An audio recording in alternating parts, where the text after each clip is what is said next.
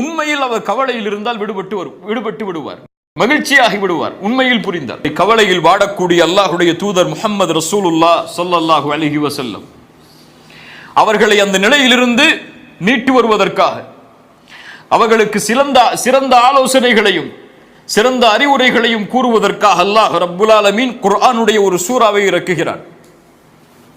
ரசூலுல்லாஹி ஸல்லல்லாஹு அலைஹி வஸல்லம் அவர்கள் ஒரு முறை தங்களுடைய தலையை தாழ்த்தி இருக்கிறார்கள். முஸ்லிம் ரஹிமஹுல்லாஹ் அறிவிக்கிறார்கள், அனஸ் இப்னு மாலிக் அவர்கள் வாயிலாக தலையை தாழ்த்தி இருக்கிறார்கள்.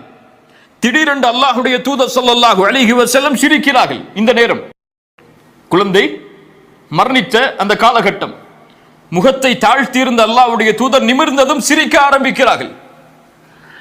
சஹாபாக்கள் கேட்டார்கள், அல்லாஹ்வுடைய தூதரை நீங்கள் ஏன் சிரித்தீர்கள்?